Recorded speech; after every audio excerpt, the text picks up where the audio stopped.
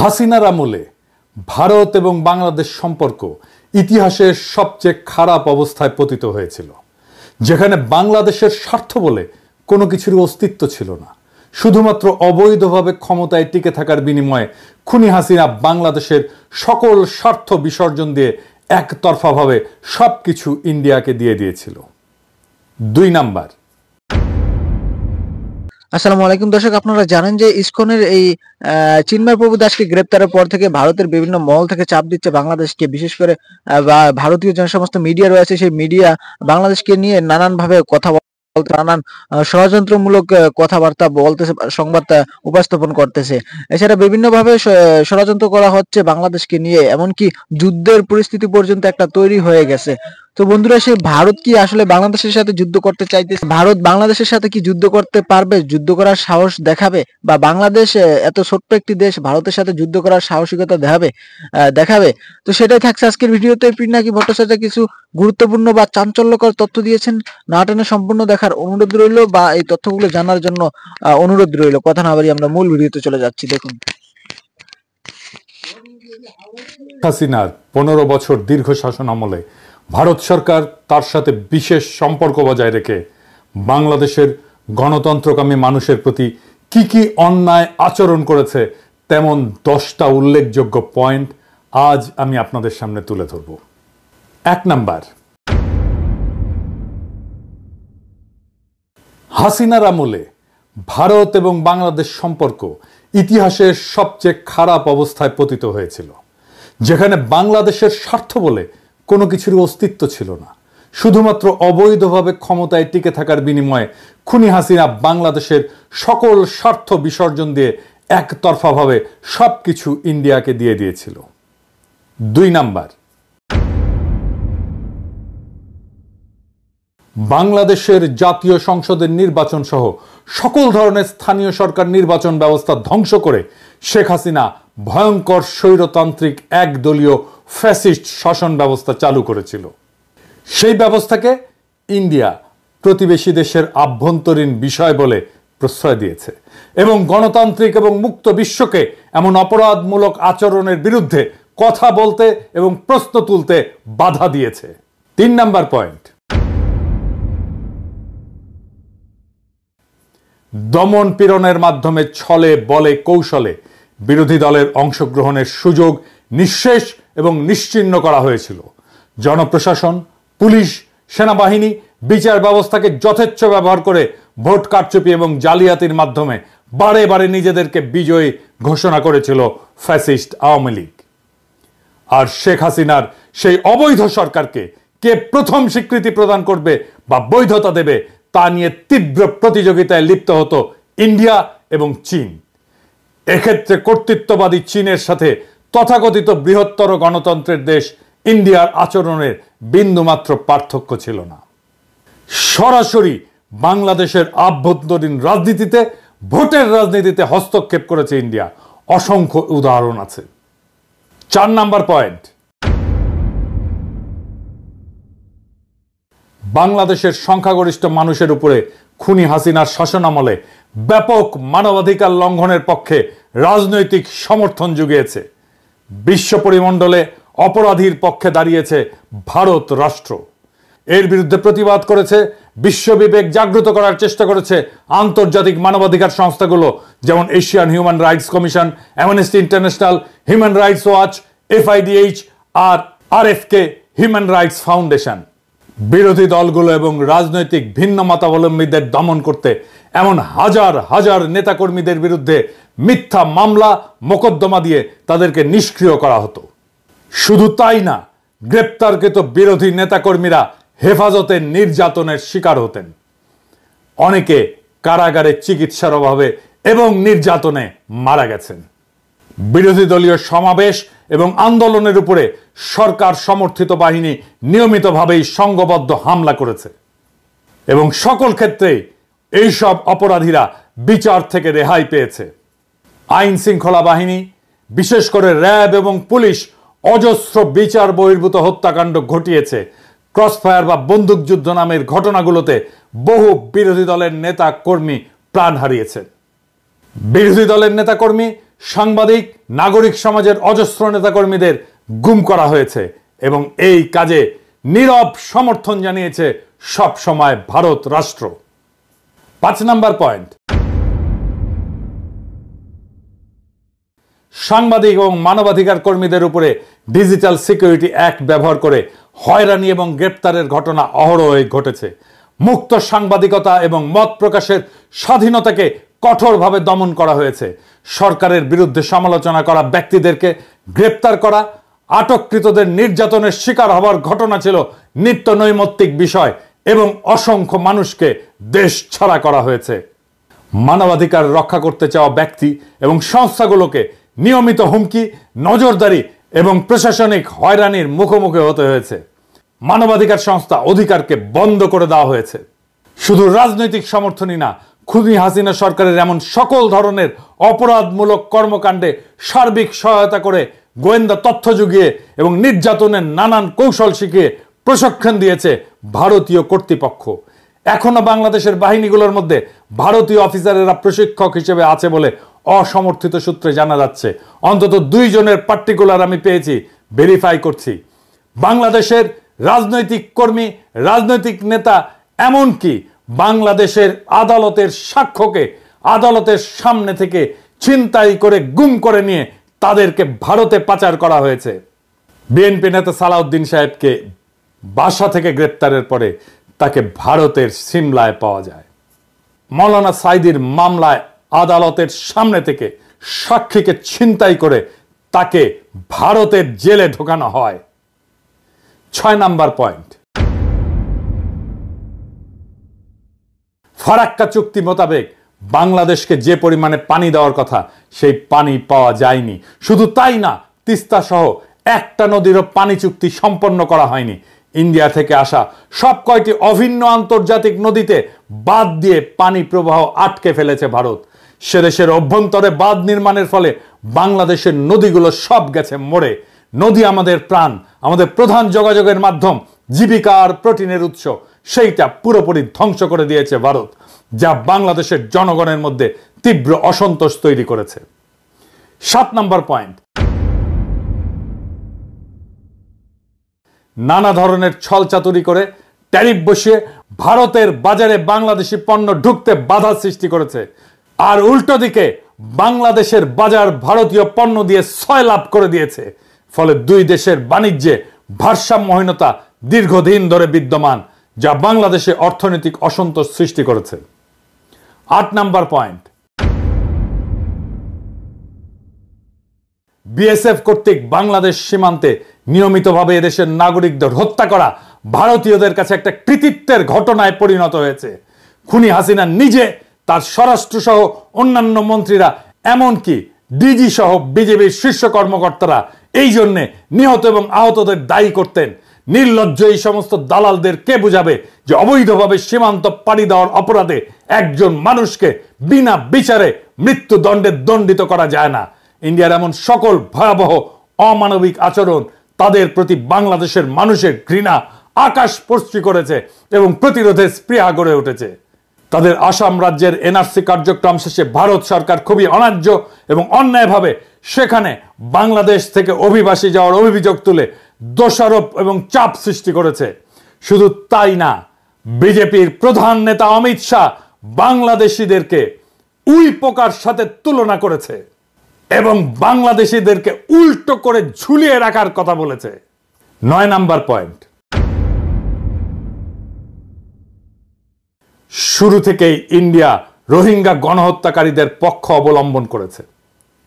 একজন রোহিঙ্গা শরণার্থীকে তারা ভারতীয় সীমানায় ঢুকতে বা আশ্রয় নিতে দেয়নি এবং রোহিঙ্গাদের খালি করে দেওয়ার পরে ওই জায়গায় গিয়ে ভারত তার সমস্ত ব্যবসাপাতি নিয়ে বসিয়েছে। ব্যবসা বাণিজ্য চলছে তুমুলভাবে। রোহিঙ্গা সমস্যায় ভারত সবসময় মায়ানমারের পক্ষে এবং বাংলাদেশ বিরোধী বৈরী ভূমিকায় অবতীর্ণ হয়েছে। 10 নম্বর, খুনি হাসিনার অবৈধ সরকারকে ক্ষমতায় বসিয়ে রেখে ইন্ডিয়া তাদের জন্য সুবিধাজনক শর্ত জুড়ে দিয়ে বাংলাদেশের স্বার্থবিরোধী অজস্র চুক্তি স্বাক্ষর করিয়ে রেখেছে। বাংলাদেশের স্বার্থবিরোধী এমন সব চুক্তিতে ভারতের পক্ষে লাভ এবং সুবিধাজনক শর্ত লিপিবদ্ধ করা হয়েছে। ভারতের বাজারে বৈধভাবে বাংলাদেশি কর্মীদের প্রবেশাধিকার নাই বললেই চলে। আর ভারত থেকে লক্ষ লক্ষ পেশাদার বাংলাদেশে এসে চাকরি করে এবং রেমিটেন্স পাঠায় ভারতে। শুধু পানি নির্ভরতাই নয়, বাংলাদেশের খাদ্য, বিদ্যুৎ, জ্বালানি নিরাপত্তা ধ্বংস করে দেওয়া হয়েছে। এর সবকিছুই ইন্ডিয়ার স্বার্থের অধীনে অনুকূলে তাদের পদতলে অর্পণ করেছে ফ্যাসিস্ট শেখ মুজিবের কন্যা খুনি হাসিনা এবং তার দল আওয়ামী লীগ। এই সব কিছু মিলিয়ে ইন্ডিয়ার অন্যায় এবং অন্যায্য আচরণের অজস্র ঘটনা এবং অভিযোগ বিভিন্ন জাতীয় এবং আন্তর্জাতিক সংস্থা এবং বিশেষজ্ঞদের পর্যবেক্ষণে উঠে এসেছে, যে কারণে বাংলাদেশের উন্নয়ন, গণতন্ত্র, মানবাধিকার পরিস্থিতি নিয়ে সর্বমহলে উদ্বেগ সৃষ্টি হয়েছিল। এই পটভূমিতেই সংগঠিত হয় জুলাই বিপ্লব। জুলাই বিপ্লবের লক্ষ্য ছিল হাসিনার উৎখাত শুধু নয়, বাংলাদেশে ভারতীয় আধিপত্যবাদের অবসান এবং রাষ্ট্রকে নতুনভাবে পুনর্গঠন করা। রক্তাক্ত জুলাই গণ অভ্যুত্থানের পর বাংলাদেশের মানুষ শুধু শেখ হাসিনার ফ্যাসিবাদী শাসনের কবল থেকে মুক্তিই পায়নি, একই সঙ্গে স্বাধীনতার স্বাদ গ্রহণ করেছে। তার কারণ জগদ্দল পাথরের মতো চেপে বসা একটা ফ্যাসিবাদী দানবীয় সরকার বাংলাদেশের মানুষের জীবন বিপন্ন করে ক্ষমতা কুক্ষিগত করে টিকে থাকতে পারছিল। তার প্রধান কারণ হাসিনাকে ইন্ডিয়ার সর্বাত্মক সমর্থন এবং সহযোগিতা। এই সত্য যারা অস্বীকার করে তারা বাংলাদেশের শত্রু। বাংলাদেশের স্বার্থ, স্বাধীনতা এবং মর্যাদাকে গুড়িয়ে দিয়ে শেখ হাসিনা কার্যত আমাদেরকে ইন্ডিয়ার উপনিবেশ বানিয়ে রেখেছিল। বাংলাদেশের প্রত্যেকটি মানুষের কাছে এই সত্য এতই স্পষ্ট ছিল যে শেখ হাসিনার পলায়নের পর বাংলাদেশের মানুষের সামনে ইন্ডিয়া প্রশ্নে একটা অভূতপূর্ব জাতীয় ঐক্যমতের আবির্ভাব ঘটেছে।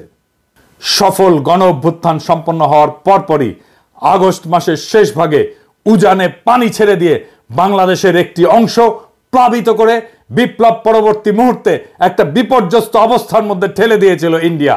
সেই ঘটনায় আমাদের জাতীয় ঐক্যমত আরো শক্তিশালী এবং আরো দৃঢ় হয়েছে। আমরা ইস্পাত দৃঢ় গণপ্রতিরক্ষার অভিষেক ঘটতে দেখেছি। সেই কঠিন সময় 15 বছরের যাবতীয় জুলুম, নির্যাতন এবং নিপীড়নে লিপ্তদের প্রভু সম সহযোগীর প্রতি সৃষ্ট ন্যায়সঙ্গত ক্ষোভের আগ্নেয়গিরি চাপা দিয়ে বাংলাদেশের মানুষ দুর্যোগগ্রস্ত সকল সম্প্রদায়ের নাগরিকদের নিরাপত্তার স্বার্থকে প্রাধান্য দিয়ে সকলে এক কাতারে জড়ো হয়েছিল। ইন্ডিয়ার যাবতীয় প্রোপাগান্ডা এদেশের সংখ্যালঘু হিন্দু সম্প্রদায়কে নিয়ে তাদের জঘন্য মিথ্যাচার, বিদ্বেষমূলক বানোয়াট প্রচারণা, অভাবনীয় সংযম, প্রজ্ঞা এবং দূরদর্শিতা দিয়ে বাংলাদেশিরা মোকাবেলা করেছে। বিপ্লব পরবর্তী বাংলাদেশের এই অভাবনীয় জাতীয় ঐক্য এবং তা থেকে সৃষ্ট শক্তিকে দুর্বল করতে ইন্ডিয়া বিপুল বিক্রমে বাংলাদেশের বিরুদ্ধে মাইনরিটি কার্ড বা সংখ্যালঘু কার্ড খেলতে শুরু করেছে। মিথ্যা প্রচারণায় নিয়োজিত করেছে তাদের মিডিয়াকে, সাথে যোগ দিয়েছে পলাতক খুনি ফ্যাসিবাদী শাসকের সহযোগীরা। হাসিনা সহ পলাতক বাকশালীরা ইন্ডিয়ায় বসে বাংলাদেশের বিরুদ্ধে এই অপপ্রচারের রসদ জুগিয়ে যাচ্ছে। কিভাবে? ইন্ডিয়া দৃশ্যত তার সমস্ত রাষ্ট্রশক্তিকে এই কাজে নিয়োজিত করেছে। বাংলাদেশে ক্রমাগত অস্থিতিশীলতা তৈরি, একটা বিশৃঙ্খল পরিস্থিতি সৃষ্টি, এখানে সংখ্যালঘু হিন্দুদের নিরাপত্তা এবং হুমকির অতিরঞ্জিত মিথ্যা বয়ান দিয়ে তারা বাংলাদেশকে মনস্তাত্ত্বিকভাবে দুর্বল করার একটা রণকৌশল গ্রহণ করেছে। ইন্ডিয়ার এই কৌশল বাস্তবায়নের সুযোগ করে দিয়েছে বাংলাদেশের মূল ধারার রাজনৈতিক দলগুলো। আমি তাদের নাম উল্লেখ করে আর তিক্ততা বাড়াতে চাই না। গত 15 বছরের ফ্যাসিবাদী শাসনের মাধ্যমে ইন্ডিয়ার উপনিবেশ বানিয়ে বাংলাদেশে রাজত্ব করার যে ব্যবস্থা তারা করেছিল, জুলাই অভ্যুত্থান এবং বিপ্লব পরবর্তীতে তাকে চিরতরে বিদায় জানানোর জন্য বাংলাদেশের রাজনৈতিক দলগুলোর উচিত ছিল সবাই মিলে বাংলাদেশের পররাষ্ট্রনীতি, জাতীয় নিরাপত্তার প্রশ্নে ন্যাশনাল চার্টার বা জাতীয় সনদ তৈরি করে তা ঘোষণা করা। তারা সেই কাজ করতে চূড়ান্তভাবে ব্যর্থ হয়েছে। এই ব্যর্থতা বাংলাদেশের সকল রাজনৈতিক দল এবং রাজনৈতিক নেতাদের। এই কাজ যেটাকে বলে ফ্যাসিলিটেট করা, সেটা করতেও প্রফেসর ইউনূসের সরকার চরমভাবে ব্যর্থ হয়েছে। গণপ্রতিরক্ষার নীতি গ্রহণ করে সম্মিলিতভাবে জাতীয় ঐক্যের এক নতুন অবস্থান সৃষ্টি করা উচিত ছিল বিপ্লবের পরেই। বাংলাদেশের এই অভাবনীয় জাতীয় ঐক্যকে সংহত না করে তারা শুরু করেছে অনুগ্রহ লাভের সেই পুরনো দেন দরবার, তথাকথিত বন্ধুত্ব রক্ষার প্রচেষ্টা, শক্ত অবস্থান গ্রহণের দুর্বলতা, ইন্ডিয়া প্রশ্নে দৃশ্যমান বিভক্তি প্রকাশের কারণে শত্রুপক্ষ আজ আবার পুরনো কায়দায় বাংলাদেশকে কোণঠাসা করার হীন চেষ্টায় সর্বশক্তি প্রয়োগ করে বিজয়ী জনতার উপরে ঝাঁপিয়ে পড়েছে। কিন্তু ভারত কেন এই সুযোগটা পেল? ইন্ডিয়া একটা মিথ্যা প্রচারণার পাশাপাশি যুদ্ধংদেহী মনোভাব প্রদর্শনের জন্য তার সমস্ত রাজনৈতিক দল, কংগ্রেস, তৃণমূল সহ এমনকি তাদের কমিউনিস্ট পার্টিগুলো সহ সকল প্রতিষ্ঠানকে একত্রিত করতে পারলেও বাংলাদেশের সকল ফ্যাসি বিরোধী রাজনৈতিক দল শক্তি একটা জায়গায় পৌঁছাতে পারেনি। এই দুর্বলতাই প্রিয় মাতৃভূমিকে আবার ইন্ডিয়ার মতো হিংস্র নেকড়ের হুমকির মুখে ঠেলে দিয়েছে। এই ব্যর্থতা বাংলাদেশের সকল রাজনৈতিক দলের। আর উল্টো তারাই আমাদেরকে দোষারোপ করে ঐক্য বিনষ্টের। কি তামাশা! ইন্ডিয়া প্রশ্নের লুকোচুরি, দ্বিধা ও পুরনো নতজানু নীতি যতদিন বজায় থাকবে ততদিন ইন্ডিয়ার সেই আগ্রাসী আচরণ মোকাবেলা করা যাবে না। আর এই সুযোগ নিয়ে বাংলাদেশের উপরে শত্রুতার আধিপত্য বজায় রাখতে চাইবে ইন্ডিয়া তার বৈশ্বিক প্রভাব খাটিয়ে মনস্তাত্ত্বিক যুদ্ধ পরিচালনার জন্য মিথ্যা প্রোপাগান্ডা এবং সংখ্যালঘু সম্প্রদায়কে অব্যাহতভাবে ব্যবহার করে যাবে। বাংলাদেশকে তার কলোনির মতো করে ফিরে পেতে চাইবে আবারও। হাসিনাকে ক্ষমতায় রেখে বাংলাদেশ থেকে যে অসম, অন্যায্য এবং একপাক্ষিক সুবিধাগুলো ইন্ডিয়া কুক্ষিগত করেছিল তার সবকিছু বজায় রাখার পন্থা হিসেবে একটা বৈরী পরিবেশ এবং যুদ্ধনীতি বজায় রাখবে ইন্ডিয়া, এইটা লিখে রাখতে পারেন। যারা ভারতের অনুগ্রহ লাভের ইঁদুর দৌড়ে লিপ্ত হলো তারাই বাংলাদেশের সবচেয়ে র্যাডিক্যাল অ্যান্টি ইন্ডিয়ান ফোর্সকে কোণঠাসা করার মিশনে নেমেছে। আপনারা দেখেছেন কিভাবে তারা ভারত প্রশ্নে নতজানু নীতি নিয়েছিল। আমি সেই সব স্মরণ করিয়ে দিয়ে আর তিক্ততা বাড়াতে চাই না। মনে রাখবেন, আমি ইলিয়াস বাংলাদেশের ব্যাপক মানুষের সমর্থনে বৃহৎ রাজনৈতিক দলগুলোর মুখোমুখি দাঁড়িয়ে একরোখা বিরোধিতা করে যাওয়াতেই ভারত প্রশ্নে সবার সুর পাল্টাচ্ছে। সরকারি শুধু না, রাজনৈতিক দলগুলো ভারত প্রশ্নে অনেক বেশি স্বচ্ছ এবং শক্ত ভূমিকা নিচ্ছে। আলহামদুলিল্লাহ। ভারতের এই যুদ্ধের কৌশল এবং অভিষ্ট লক্ষ্য যদি আমরা বুঝতে অক্ষম হই, বাংলাদেশের রাজনৈতিক দলগুলো যদি তাদের ক্ষমতায় আসার অসুস্থ প্রতিযোগিতায় ভারতের আশীর্বাদ পাওয়াকে দেশের স্বার্থ রক্ষার চেয়ে বেশি গুরুত্বপূর্ণ মনে করে, তাহলে হাজার হাজার তরুণের তাজা রক্তের বিনিময়ে অর্জন করা প্রিয় মাতৃভূমির দ্বিতীয় স্বাধীনতা আবারও বিসর্জন দিতে হতে পারে। তাহলে আমাদেরকে আবারও পরাধীনতা বরণ করতে হবে। হাসিনার চেয়েও খারাপ আরেকটি অপশাসকের কাছে আমাদের জীবন, স্বাধীনতা ও ইজ্জত বন্ধক রাখতে বাধ্য হতে হবে। আমরা তা চাই না, আমরা কোনোদিন তা হতে দেব না। আমরা অবশ্যই তা প্রতিরোধ করব জীবন দিয়ে হলেও। বাংলাদেশ শুধু একটা ভূখণ্ড না, এটি একটি জ্বলন্ত আদর্শ, একটা সংগ্রামের প্রতীক। হাজার হাজার ছাত্র জনতার রক্তের বিনিময়ে অর্জিত এই মুক্ত মাতৃভূমি আমরা কারো পদতলে সমর্পণ করব না।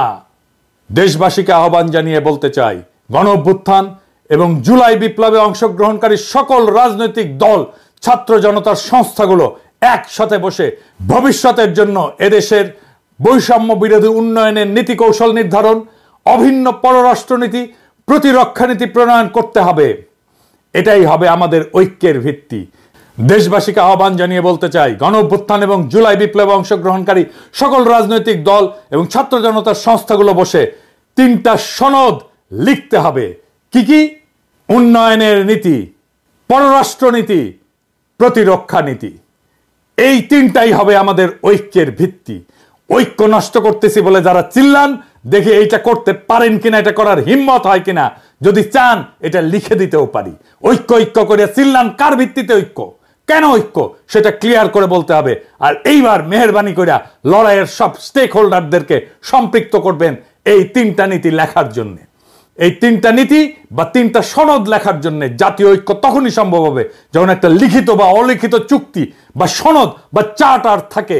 নবী করিম পিস বি আপন হিম একটা চার্টার করছিলেন, মদিনা সনদ। এইরকম একটা সনদ বানান। বাংলাদেশ মুক্ত হয়েছে শুধুমাত্র ভোটের জন্য না, বাংলাদেশ মুক্ত হয়েছে একটা নতুন রাষ্ট্রের জন্য। এটা আমাদের জাতীয় মর্যাদা, স্বাধীনতা এবং ভবিষ্যৎ প্রজন্মের জন্য। এই লড়াইয়ে আমরা জয়ী হবই। দেশবাসীকে আশ্বস্ত করে বলতে চাই, আওয়ামী লীগের প্রত্যাবর্তন আর ভারতীয় আধিপত্যবাদের নতুন অভিষেকের চেষ্টা করলে বাংলাদেশ বুক চিতিয়ে প্রতিরোধ করবে, প্রয়োজন হলে আবারও দেবে এক নদী রক্ত।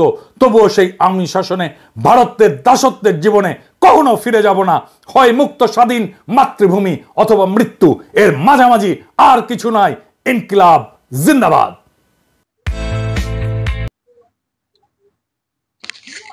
দর্শক, আজকের এই ভিডিওটি এ পর্যন্ত। ভিডিওটি দেখার জন্য অসংখ্য ধন্যবাদ। এতক্ষণ পর্যন্ত যারা সাথে ছিলেন সবাইকে আবারও ধন্যবাদ জানাচ্ছি। যারা চ্যানেলটি এখনো সাবস্ক্রাইব করেননি, অনুগ্রহ করে সাবস্ক্রাইব করে আমাদের সাথে থাকুন পরবর্তী সকল ভিডিওগুলো পেতে। যারা ইতিমধ্যে করেছেন তাদেরকে অসংখ্য ধন্যবাদ। ভালো থাকুন, সুস্থ থাকুন। আসসালামু আলাইকুম।